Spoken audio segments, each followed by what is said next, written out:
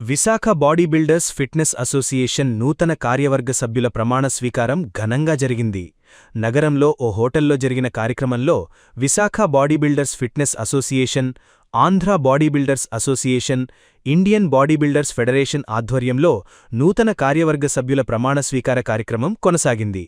Association నూతన అధ్యక్షులుగా international fitness coach G. Eshwar Rao, general సెక్రటరీగా నేషనల్ బాడీ బిల్డర్ రెడ్డి, ట్రెజరర్గా ఆర్కే ఫిట్నెస్ కోచ్ రామకృష్ణ ఎన్నికయ్యారు. ప్రమాణ స్వీకారం కార్యక్రమంలో విశాఖ స్పోర్ట్స్ అథారిటీ ఆఫీసర్ జూన్, జిల్లా Olympic association secretary J. Suryanarayana పాల్గొన్నారు. ఈ అసోసియేషన్కు 40 మంది సభ్యులున్నారు. బాడీ బిల్డింగ్కి వెయిట్ లిఫ్టింగ్ కలిసి ఉండేది. ఈ 78లో 2 విడిపోవడం జరిగింది.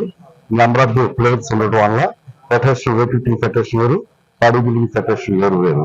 కాబట్టి ఈ బాడీ బిల్డింగ్ అప్పుడు గతంలో స్టేట్ లో అబ్దుల్ నారాయణరావు ఉండేది, ఈస్ట్ గోదావరి స్టేట్ అసోసియేషన్.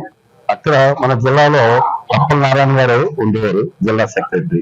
అప్పటి నుంచి ఇప్పటి వరకు కంటిన్యూగా యాక్టివ్ గా బాడీ బిల్డింగ్ లో ఎంతోమంది ఇంటర్నేషనల్, నేషనల్స్, స్టేట్ ఛానల్లో మన జిల్లాకి మెడల్ తీసుకొచ్చినటువంటి వైజాగ్ లో, విశాఖపట్నంలో, నగరంలో ఉన్నారు.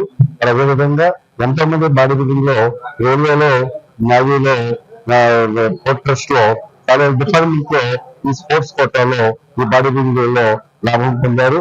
అదే దృష్టిలో పెట్టుకుని వీళ్ళు ఇప్పుడు ఉన్నవాళ్ళు దూర దృష్టి పెట్టుకుని రాబోయే జనరేషన్ కి మంచి అవకాశం ఇవ్వాలని చెప్పేసి ఇప్పుడు ఈ రోజు ఒక జిల్లా అసోసియేషన్ పెట్టుకుని విశాఖ నగరంలో సుమారు 30 క్లబ్లు ఉన్నాయి.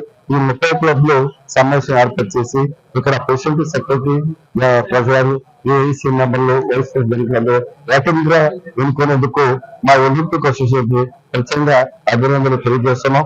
దీన్ని ఫెడరేషన్ బొంబాయిలో ఉంది, బాడీ బిల్డింగ్ ఫెడరేషన్. మరి అదేవిధంగా స్టేట్ లో మన శ్రీనివాస్ గారు ఉన్నారు. ఇది మా ఏపీ ఒలింపిక్ అసోసియేషన్ లో ఈ మధ్యన వాళ్ళు ప్రాసెస్ చేసి ఫెడరేషన్ ఉంటుంది.